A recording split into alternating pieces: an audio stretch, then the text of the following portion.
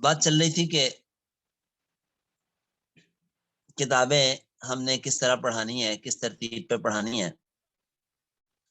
تو آج مفتی جمیل احمد صاحب تشریف لے آئے تھے، تو ان کے ساتھ باتوں میں کافی وقت گزر گیا. میں نے مائک اس لیے بند کر دیا تھا. تو ابھی تھوڑی سی بات میں عرض کرتا ہوں.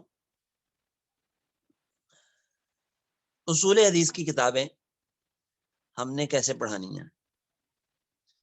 اصول حدیث میں ہمارے ہاں نصاب میں 2 کتابیں پڑھائی جاتی ہیں، ایک بنات میں، ایک بنین میں، بلکہ 3 کہہ لیں آپ.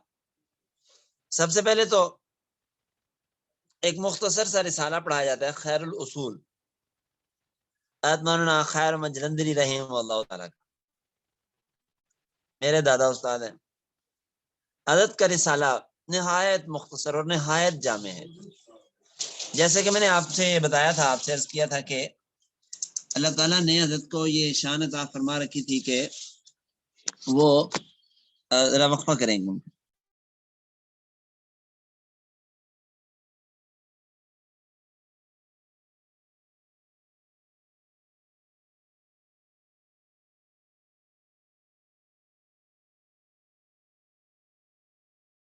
رسالہ ہے خیر رسول میں، صرف اصطلاحات ہیں، تعریفیں ہیں اور مختصر مثالیں ہیں. یہ رسالہ ازبر یاد کروایا جاتا ہے اور یاد کروانا ہی مقصود ہے، اس لیے کہ یہ اصطلاحات دورے والے سال میں حدیث کے پڑھاتے ہوئے بکثرت استعمال ہوتی ہیں، اور اگر ان اصطلاحات کا علم نہ ہو، یہ یاد نہ ہو، ذہن نشین نہ ہو، تو بہت سی مباحث حدیث کی سمجھ نہیں آتی ہیں، استاد کی تقریر سمجھ نہیں آتی ہے. اس لیے یہ رسالہ تو طلباء کو ازبر یاد کروانا چاہیے، منزل سب کی سبق منزل کی ترتیب پہ. پورا رسالہ اول تا آخر طلباء سے یوں طلباء کی نوک زبان پہ ہو، اور بغیر کسی اٹکن غلطی کے الف سے یہ تک پورا رسالہ سنا جائے. بس پھر انشاءاللہ العزیز اس کے بعد پھر مصطلح الحدیث سے پڑھا دی جائے، تحصیل مصطلح الحدیث پڑھا دی جائے، یا نخبۃ الفکر پڑھا دی جائے. تو وہ کتابیں پھر مشکل ہی نہیں لگے گی، بہت آسان. یہ رسالہ زبان ہی یاد ہو جائے، نوکے زبان پہ ہو. اس لیے یہ رسالہ یاد کرنا چاہیے، اور میں تو سمجھتا ہوں کہ اساتذہ جو ہیں پڑھانے والے، انہیں بھی زبانی یاد کرنا چاہیے. اگر پہلے یاد نہیں کیا درس نظامی کے دوران، درسیات تعلیم کے دوران، تو اب یاد کر لیں، اور نوکے زبان پہ ہونا چاہیے. حضرت کو میں نے بتایا تھا کہ اللہ تعالیٰ نے یہ کمال عطا فرمایا تھا، بات بڑی مختصر، نپی تلی، جامع کیا کرتے تھے، اور ایک لفظ کیا ایک حرف ان کی گفتگو میں زائد نہیں ہوتا تھا، اور خود فرماتے تھے کہ میری گفتگو میں ایک حرف زائد بتا دو. ہمارے استاد شیخ مولانا نذیر احمد صاحب رحمہ اللہ تعالیٰ ان کے خاص شاگردوں میں سے تھے، اور شیخ نے بالکل ان کا ذوق لیا ہوا تھا. اور شیخ کی کتاب اشرف التوضیح انہی کی تقریر ہے، اصل میں حضرت مولانا خیر جلندری رحمہ اللہ کی تقریر ہے. ایسی جچی تلی تقریر ہے کہ مختصر اور جامع بات. بہرحال تو یہ رسالہ یاد کروا دیا جائے. بعد ازاں طلباء کو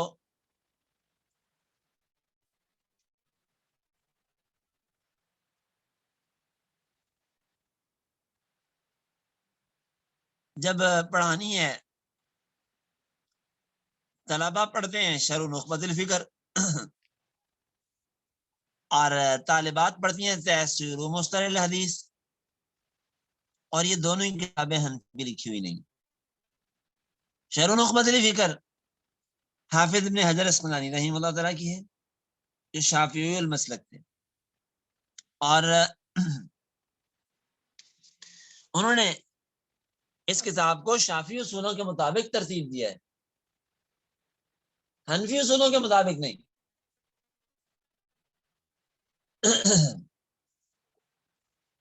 تو اب ہم حنفی ہیں، ہم نے طلباء کو حنفی اصول پڑھانے ہیں، تو حنفی اصول حدیث کہاں پہ ہیں؟ حنفی اصول حدیث ہمیں ملتے ہیں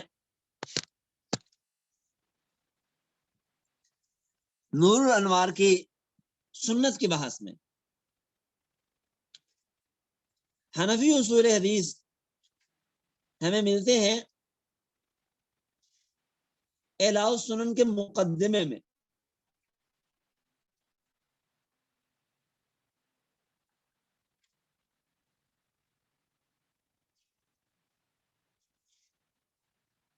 حنفی اصول فقہ اصول حدیث ہمیں دائرہ کے حنفیوں کی کتابوں میں ملیں گی. اس کے لیے ضروری ہے کہ پڑھانے والے استاذ کے مطالعے میں فقہائے اناف کی کتابیں ہوں اس عنوان پہ لکھی گئی، جن میں کتاب کی شرح کے طور پہ میرے سامنے ہے میرے ہاتھ میں شرح نخبۃ الفکر قدیمی کتب خانہ ملا علی قاری رحمہ اللہ تعالیٰ کی شرح ہے. یہ شرح نخبۃ الفکر کی جو آپ نے پڑھ رکھی ہے، قدیمی والے نے چھاپی ہے، میں نے قدیمی والے سے خریدی. زخیم کتاب ہے ملا علی قاری رحمہ اللہ تعالیٰ کی. یہ جب کتاب پڑھانا ہو آپ نے تو یہ لے لیں اور اس کا مطالعہ بالاستیاب کریں، سبق کا مطالعہ اسے بالاستیاب کریں. اسی طرح حنفی عالم ہے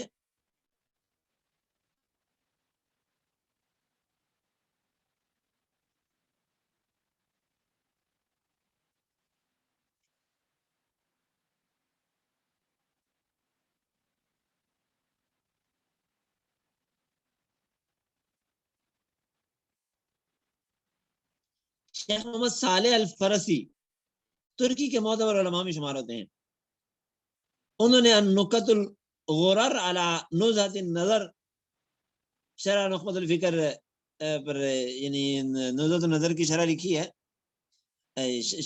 نخبۃ الفکر کی، اور وہ اچھی کتاب ہے اپنے عنوان. اور اسی طرح بہجت النظر علی شرح نخبۃ الفکر ابو الحسن السندھی الصغیر کی کتاب ہے، وہ بھی اپنے عنوان پہ اچھی کتاب ہے.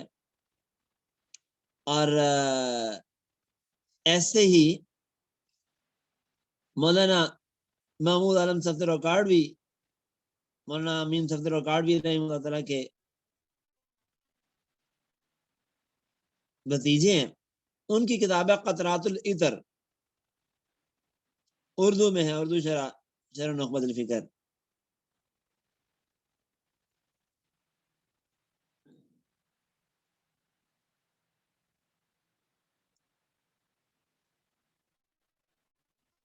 تو اس قسم کی جو کتابیں ہیں یہ استاذ کے سامنے ہوں گی تو استاذ کے لیے ان مباحث کو جو علامہ ابن حجر عسقلانی نے اپنے فقہ کے مطابق لکھی ہیں ان کو فقہ حنفی کے مطابق سمجھانا آسان ہوگا. مثال کے طور مثلا مرسل کی بحث میں احناف اور شوافے کا اختلاف ہے. شوافے نے مرسل روایات کو قبول نہیں کیا، بہت سی مراسیل کو، اور بعض مراسیل کو قبول بھی کیا ہے. لیکن اس میں شوافے کا اپنا جو موقف ہے اس میں وہ واضح نہیں ہے، کوئی منقح نہیں ہے.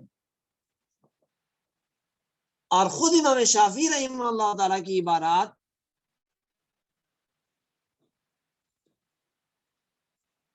مرسل کے قبول کرنے نہ کرنے میں مختلف ہیں، جس پہ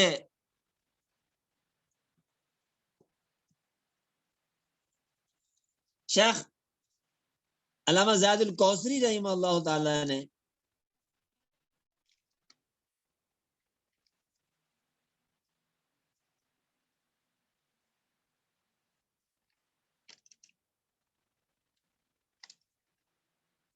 اپنے رسالے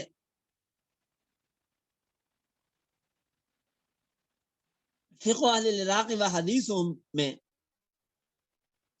جو انہوں نے علامہ بن نوری رحمہ اللہ تعالی کے مطالبے پر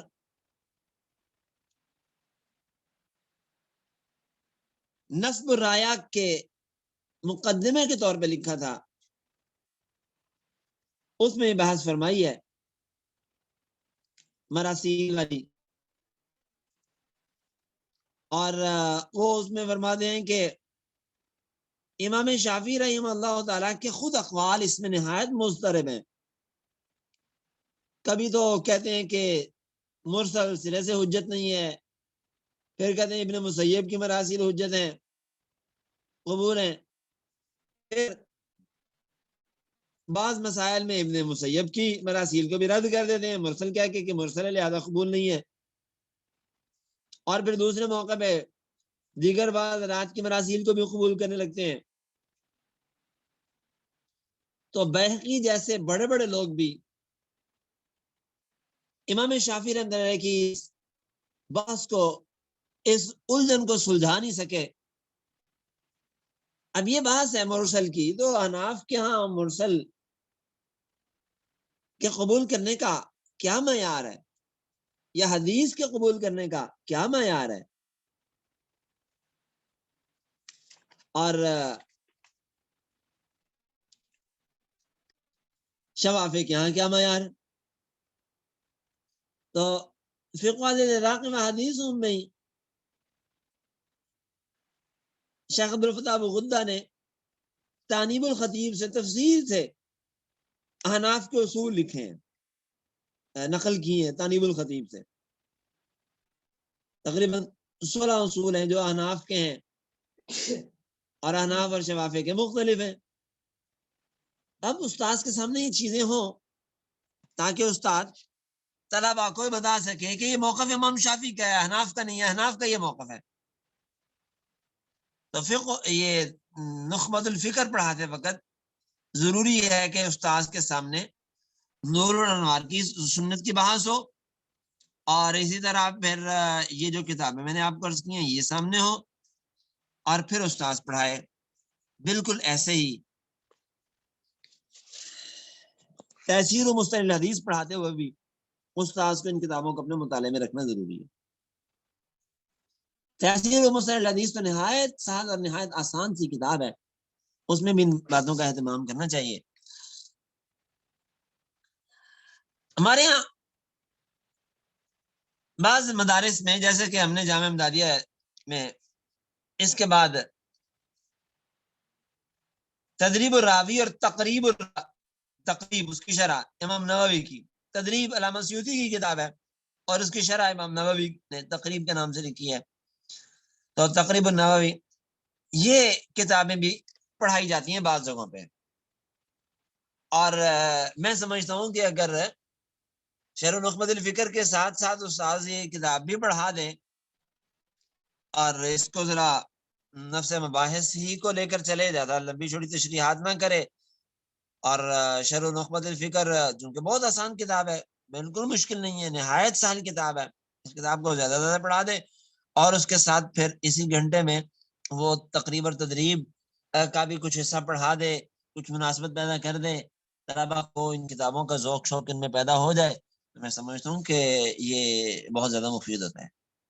تو بہرحال اصول حدیث اس انداز سے پڑھا دیے جائیں کہ اگلے سال انہیں حدیث کی مباحث سمجھنے میں بالکل کسی قسم کی دقت اور دشواری پیش نہ آئے۔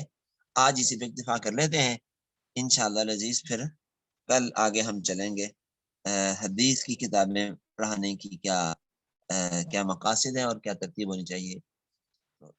هذا هو المرام وبهذا القدر۔